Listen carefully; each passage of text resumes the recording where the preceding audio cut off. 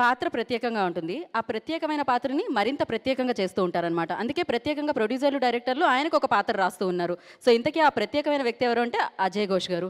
అమ్మాయి ఆ రోల్ అవ్వలేదు ఇన్ని ప్రత్యేకతలు వాడినా కూడా. సో అజయ్ ఘోష్ గారిని వేదిక రాష్ట్రంగా స్వాగతం పలుకుతున్నాము. బికాజ్ ఎవరు యాక్షన్ రోల్ అన్నా కూడా ఆ డైరెక్టరు, ఆ కెమెరా ముందు అజయ్ ఘోష్ గారు కూడా ఉంటున్నారన్నమాట.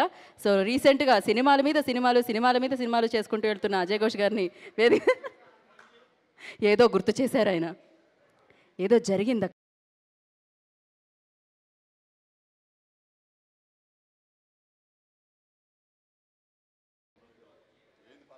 అంటే మీరు నా వైపు కూడా చూడలేదని మైక్ పలకట్లేదు. అందరికి నమస్కారం అండి. ఏం మాట్లాడితే ఏమైందని భయం ఉందే. నేనేమన్నా ఉన్నట్టు మాట్లాడతాను. ఏదో ఇది ఎవరేమో అనుకొని నేనేదో అనుకుంటాను అది మాట్లాడతా. అయితే ఒకటైతే అందరికి నమస్కారం.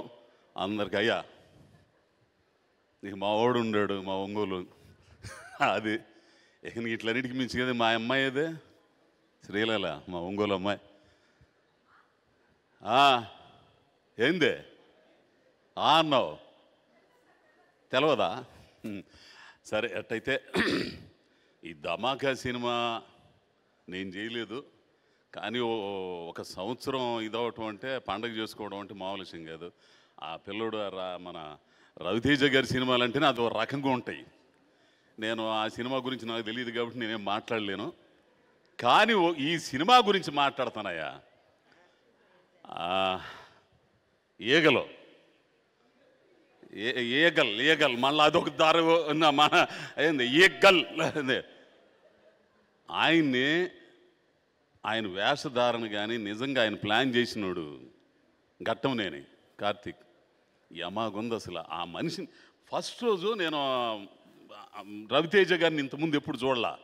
నేను షూటింగ్కి వెళ్ళాను, నేను మేకప్ అన్నీ వేసుకొని వచ్చాను. ఆయన ఆడ కూర్చున్నాడు. ఒరేడి అమ్మ ఎట్లా ఉండడిందిరా మడిసి అని, ఏమో సింహంలాగా ఉండడా, ఈ బక్క గుండెవాడు ఎట్లా ఉండడింది అసలు, ఈ ఎట్లా ఉండడిందా అని అదే ఆలోచనలో ఉన్నాను. కానీ నేను ఇంకో విషయం తెలిసిన, నేను ఎవడు ముందు కూడా డైలాగులు మర్చిపోను. మొట్టమొదటిసారిగా మిమ్మల్ని చూసిన తర్వాత డైలాగ్ మర్చిపోయి నేను తెలిసిన ఆ జుట్టు ఆ గెటప్పు ఎన్ని చూసి అమ్మని ఎట్లా ఉండాడరా బాబు. అప్పుడే ఓ మాట అన్నాడు, ఆయనే ఈ సినిమాలో నన్ను పెట్టించింది కూడా. ఏంది మళ్ళీ ఎందుకు దెంకొచ్చాడని చెప్పి మళ్ళీ ఇవన్నీ ఏంది పెట్టించింది. నిజం చెబుతున్నాను బా, ఈ సినిమా అంటే ఎవడు సినిమా చేసినా ఆడు గొప్పగా చెప్పుకుంటాడు, అదేం కాదు. కానీ ఉన్నది ఉన్నట్టు మాట్లాడాల. అది నేను ఎట్లా చెప్పాలో అర్థం కావట్లేదు. నాకు ఇంగ్లీష్ సినిమా చూస్తున్నట్టు ఉంటుంది. నేను డబ్బింగ్ చెప్పాను, చెప్పిన తర్వాత కొన్ని సీన్లు వేసి చూపించారు. ఊడమ్మ బడవ ఇదేంద్ర స్వామి ఎట్టుంది అసలు అనుకున్నా నేను.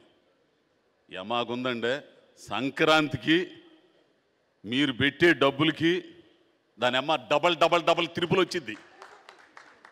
ప్రొడ్యూసర్ గారు నిజంగా మీరెవరు నాకు తెలియదయ్యా, నాకు తెలియదు. పీపుల్స్ మీడియా అంటున్నారు, కానీ ఇదిగో మా డైరెక్టర్గా ఉన్నాడు ఆయన ఆదిత్య గారు. 10 మందికి అన్నం పెట్టే పెద్ద కంపెనీ ఉండాలయ్యా, ఉండాలి. మీరు అందరు చల్లగా ఉండాలా, బాగుండాలి. ఏంది మంచి సినిమాలు చూడాలా, తీయాలి, జనాలందరికి పని కల్పించాలి.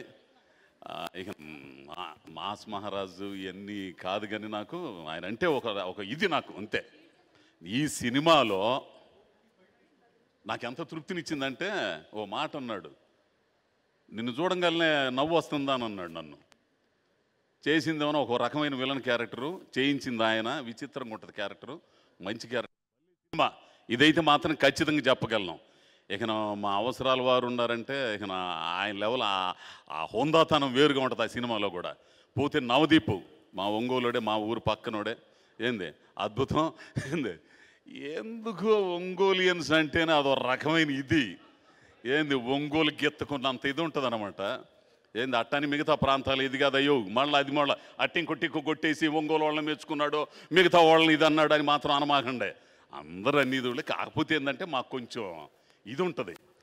సో అందరు ఈ సినిమా చూసి ఈ ధమాకాని ఎట్టయితే హిట్ చేశారో అట్లానే హిట్ చేసి రవితేజ గారిని ఇంకా మంచి సినిమాలు చేసే విధంగా తెలుగు ప్రజలు అందరు ప్రజలు ఆశీర్వదిస్తారని ఆశిస్తూ నమస్కారం అండి.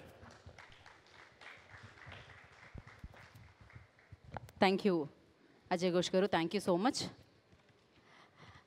ఓకే, సో అంటే అజయ్ ఘోష్ గారు ఈగల్లో చేశారు. ఇక్కడ మనకి ధమాకా అండ్ ఈగల్ ఇద్దరు రెండు కలిసి